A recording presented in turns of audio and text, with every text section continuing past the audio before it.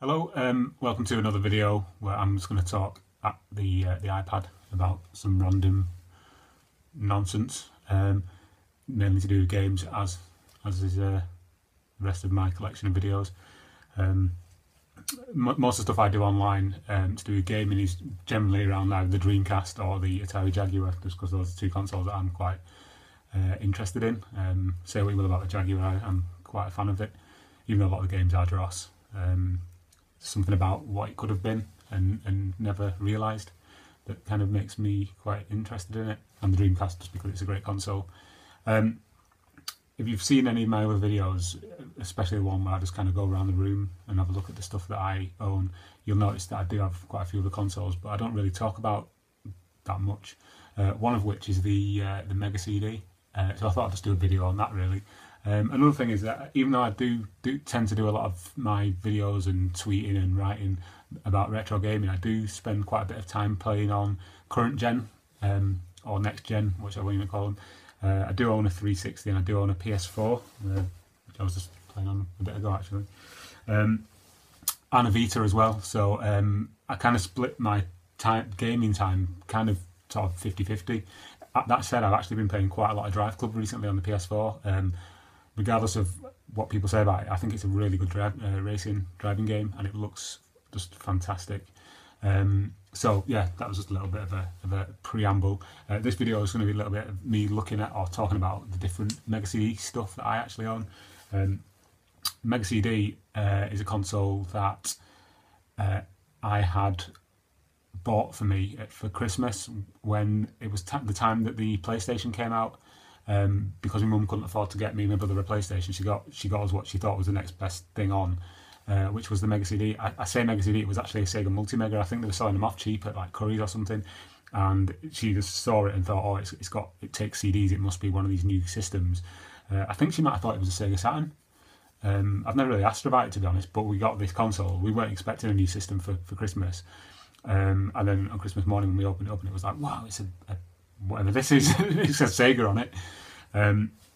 And recently I did actually acquire another one. This is the Sega Multimega. It's quite a small unit, it's a bit dusty as well. The reason I thought about doing this video actually because I saw it just next to the telly and I thought I'll have a go on that. So I just had a quick go on the on Sonic CD, which was the one disc that was still inside the drive. So yeah, this is the Sega Multimega. As you can see, it's quite a small unit. It's about the size. That's the CD door. It opened up like that. I think these were called CDXs in America. And yeah, it's quite a nice unit. You can put batteries in the back here and use it as a personal CD player. I've actually got some batteries in it. Let's see if I can turn it on. I'm not entirely sure how you actually turn it on with just the I think you have to put a CD in it or something, or press play. But anyway, there's some batteries in it, and I have used it as a CD player just to test it. You've got your slot on the back for Mega Drive games. If you put a Mega Drive game into it, it sort of automatically reads it as a Mega Drive. It just ignores the CD part, but if you put a CD game in, it will search for a CD and then load the CD game. I have a bit of an issue with this one. I think there's something wrong with the angle on the lens, which is a common problem with Multimegas, where it won't read the disc, but it'll read it as a music CD. But I've had a little bit of a tinker around with the angle of the lens and got it to start reading games again, which was quite cool because I thought I'd have to, well, not bin it, but just have it on the shelf as a museum piece as opposed to an actual functioning console. So I'm quite happy that I managed to fix it. Yeah, so Multimega, like I say, this is the first real exposure I had to the Mega CD and its library of games. The first Multimega that I had, I've told this story to a couple of people before. My brother threw it at me, and to avoid getting a Multimega in the face, I, as you would, dodged out of the way and it hit the wall and just exploded. And it couldn't be fixed, and that was years and years ago. So cheers to my brother for destroying what is probably one of the rarest consoles on the planet. But happily I've got that one now, which is good. I've actually got another one. This is the original. Well, it's not the original. It's the Mega CD 2 on the Mega Drive 2. I'm sure you've seen the original version of the Mega CD, which is the one that sits underneath the Mega Drive one. I think I got this on eBay. It was stupidly cheap. I think it was like 20 quid or something. Just this Mega CD bottom bit. And the Mega Drive I got from a car boot sale, I think, for like, I think it was like £7, like fully boxed, everything. So it's not really cost me a lot to get this, and this is in perfect working order, to be honest. It's you know, loads of games, plays fine. You know, the only thing is I've not got the official plug for the Mega CD. I've only got like a third-party one. I think it's like for a phone or something, but it still works fine, so it's all good. I actually just use the Multimega, to be honest, when I'm playing on Mega CD, because that is just too much to constantly find plug space for, and if not, it just kind of sits on the shelf. I do have quite a few games. Well, not quite a few. I've got a few games for my Mega CDs. So I'm just going to go through the ones that I've got here. Great camera work there as well now. So I've got the Sega Classics collection. This is just like a reissue of Mega Drive games for the Mega CD. You've got Avenger, Shinobi, Columns, Streets of Rage, Super Monaco Grand Prix, and Golden Axe. They are pretty much identical to the Mega Drive games. I believe the version of Streets of Rage has got like better music and a few different voice samples and things, but apart from that, it's pretty much the same game. Sonic CD. For some reason, I've actually got this game, not the Mega CD version, but Sonic CD, on about 3 different systems. I've got it on the Xbox 360 on the hard drive. I've got it on the game. I think it's on the GameCube as part of a Sonic collection. And then obviously the original one, and I think I might have it on my iPad as well. Can't remember if I downloaded it or not, or maybe I didn't. But yeah, it's a really good Sonic. It's one of the most highly regarded Sonic games. I can remember the first time I played this when I had my original Multimega, and it had the video cutscene at the beginning. I was just like, wow, you know, it's a Sonic cartoon like drawn by Sega, not like that crappy thing that used to be on telly on a Sunday morning. That well, Sonic just didn't look like Sonic. It was like an American cartoon, and it kind of looked like Sonic but wasn't Sonic, if you know what I mean. So yeah, Sonic CD, Cobra Command and Sophies. I think this was like a pack-in game for the Mega CD. I seem to remember it being like really cheap in all the shops that I used to see it in, and even now, like if you go on eBay, you can get it for like £3 or something. But yeah, it's alright. I mean, Cobra Command is one of those like crappy FMV games that the Mega CD is known for, where a cartoon just plays and you just have to like press left and right whenever the prompts come up on the screen. Sophies is a fairly decent 2D shoot 'em up, or shmup as they're known now, amongst the more hipster gaming community. But yeah, it's a decent little shoot 'em up. Quite interesting, like mechanics with the weapons, how the guns kind of like angle depending on which way you move. So like the guns will shoot up or down. It's quite good, quite underrated as well, I think. Another one is Jaguar XE 220. It's a weird one. It's even though it's really good fun to play, and it's like really like the handling's really good on the cars, because they just turn, and there's loads of things you can do, like loads of like options, and like I think you can even design your own tracks. It just looks like a Mega Drive game. There's not really any enhancement on it, you know, but it's still a decent and quite playable game. Quite cheap as well these days. Now this one is one of my favourite games on the Mega CD, Soul Star, and I think it's one of the games made by Core Design. Core Design did a really good catalogue for the portfolio, even for the Mega CD. Jaguar XE is when he was one of theirs as well. But they did some really good stuff with like sprite scaling and pseudo 3D games. One of which obviously is this Soul Star. It starts off as a space shooter, and then you kind of it changes into like a sort of a rotating like Mode 7-ish type shoot 'em up, where you go inside these space stations and things.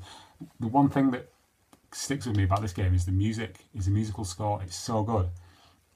I've literally sometimes I just put it on on the Multimega and just let it play, because it's so good, the orchestral score, and this version is in like immaculate mint condition.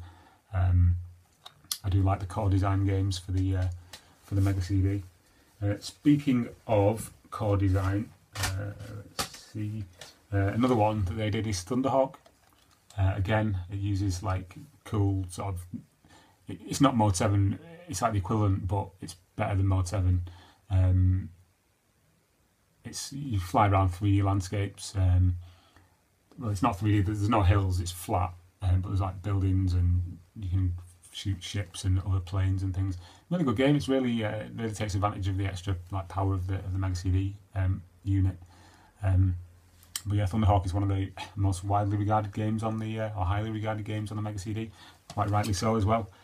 Getting to the end of the pile now. Tomcat Alley. It's not the best game ever. It's another one of those interactive movie types where you just kind of move like a targeting reticle around on the screen and shoot, press for your missiles and things, and if you get it in the right place it just shows an animation of a missile hitting a plane, and that's about it. Some pretty poor acting as well, as you would imagine from one of these types of like 90s FMV games. It's a true video production as well, apparently, so there you go. Next one is Road Avenger. Now, even though this is in a similar vein to like Tomcat Alley and the other FMV games, it's actually, again, really highly regarded just because it's actually quite a lot of fun. It's basically just an interactive cartoon, but it's got a great sort of intro soundtrack, and I really like it. I like the art style of it. I'd love to be able to watch the original kind of like drawings, like the original animation before it was compressed for the Mega CD, and because the Mega CD's video footage is not that good, to be honest, but there must be a high resolution. I think there's a version for the iPad as well now, which is like higher quality, like remaster kind of thing. There's also a version on the SNES as well, I believe, which is like, you know, there's like a homebrew type thing. FIFA International Soccer is basically the Mega Drive game, but with like a few extra crowd chants. Some really poor quality video footage that comes up on the scoreboard if you score a goal or at half time. And yeah, it's not much, like I say, it's not much more than what the original one was on the Mega Drive, but just with a few extra enhancements. And the last one I've got is Sophies, which is kind of like the Mega CD's take on Starwing, maybe. It's not the same as Starwing. I mean, basically everything in the background is like video, and the polygon sort of things that you shoot at just kind of come down the screen towards you. It's kind of viewed from a slightly above and forward angle as opposed to on Starwing, where you're just kind of behind the owling and, you know, going into the screen. But yeah, good music, quite playable, quite hard as well. Looks good. Yeah, it's a nice shoot 'em up. There's a couple of games that I don't own that I really do want. There's a Formula 1 game for the Mega CD that uses kind of like the same technology as Thunderhawk with the rotating flat floor. It looks quite cool. And then the ones like Snatcher, which I'm never going to be able to afford because it's ridiculously expensive. When I had my original system back in like the 90s, I did have things like Sewer Shark, Wonder Dog, what's it called? Star Wars Rogue Squadron, not Rogue Squadron. You know what I mean? The Star Wars game, which I've actually got for the 3DO now, so I don't really need it on the Mega CD. Yeah, it's a console that, this is going to sound really weird, but that I kind of hold close to my heart because it was the first one that was like the next step on for the Mega Drive, if you know what I mean. It was like the first CD-based system that I certainly owned, and it was the first time that I really saw video footage in a game, and was, as a naive kind of youngster, was quite impressed with. Seeing video footage in a game was something quite new back then, anyway, for me. Yeah, so that's my Mega CD stuff. Hope I didn't bore you too much. Bye.